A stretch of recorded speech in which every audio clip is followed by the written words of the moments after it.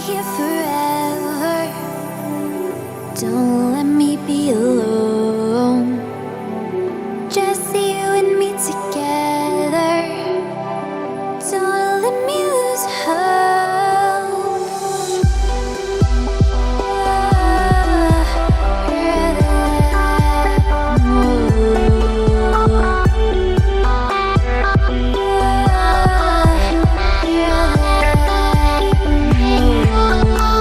What's going on, guys, and welcome back. In today's video, I'm gonna tell you 5 things I don't like about the Corvette. Now, one of the really annoying things about this car is this stupid little cup holder. I have no clue why it's so shallow. They could have designed it a little better, but look, this bottle just flings around. It doesn't stay in place.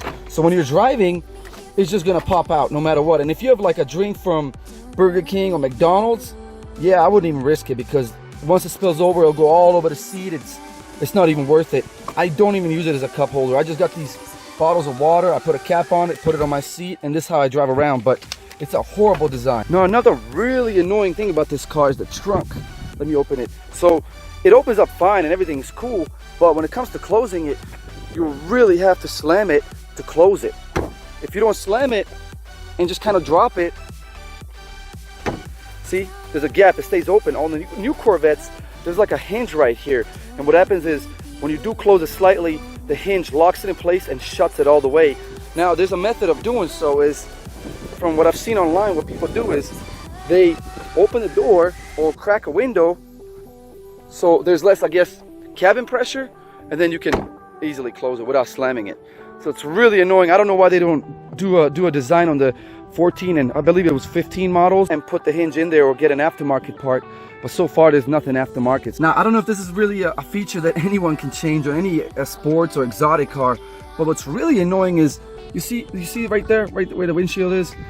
That's so hard to clean. And putting on conditioner and cleaning that area, you can't even get your hand in there. So you got to get these special tools and to be able to clean in between and all the little crevices. And I don't think there's anything out there for a fix. I mean, you just got to struggle with it. What I do is I end up putting a glove on, and then when I clean it, I don't leave fingerprints on the actual windshield, but it's so tight in there. There's a tool on eBay I bought, and it helps because there's like an extension to it, and you put a microfiber rag on it, and you can kind of clean it a lot better, but you still have to worry about scratching the leather or the dash. It doesn't matter whichever model you end up having, but it's such a pain in the ass. Now, there's a really cool feature about this car where when you push the button inside here to unlock it, the window slides down by about a ½ an inch.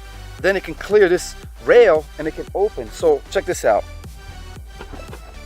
And then it slid down, and then you're actually able to open the door. That feature is cool and all, but the problem really is when you open the door and you just washed your car, every time you open the door, the window comes down. If it's really freshly washed, like half an hour ago, an hour ago, it'll always leave a line right here.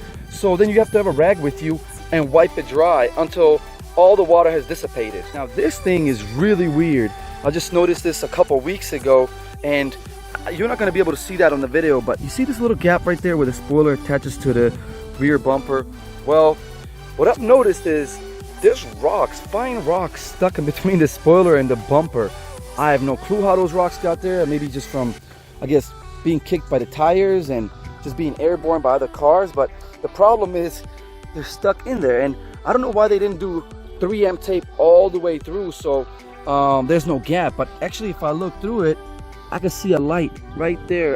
It's gonna be hard to see on the video, but anyway, I do see rocks in there. They're gonna be hard to see, so I've tried to get them out with something really flat, but I'm afraid I might end up scratching the car. So eventually what I'm gonna have to do is I'm gonna have to take off the spoiler, get those rocks out of there, put some 3M tape and fill all those gaps in so that I don't have that issue anymore. But it's too much work right now to take off the spoiler. I don't want to deal with it. That's my list of things I find annoying. Most of those items it's not a big deal. I just kind of have to deal with it, and I don't know if other Corvette owners find the same things annoying. The worst probably is the cup holder. I've heard a lot of people talking about the cup holders, and most people don't even use them. And also the trunk on the 2014, and the way that the latch doesn't always close, so you have to slam it.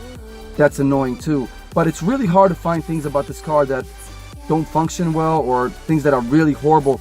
The design of this car is excellent. It's my favorite car I've ever owned, and I've been in a lot of cool cars, but this car is really built well, and they did step it up from the last model to this one. It's like it's totally a different car.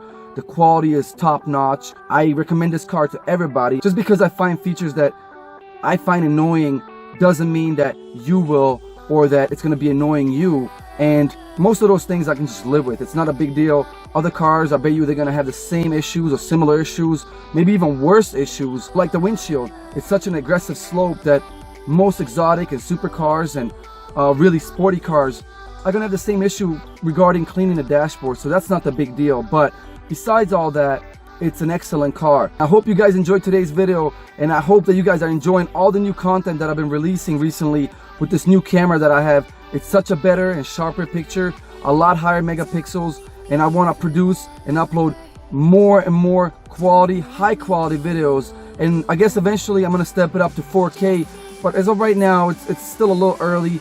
Most of the footage at 1080p looks excellent on YouTube. Alright guys, and if it's your first time stopping by, subscribe to the channel. Take care and be safe.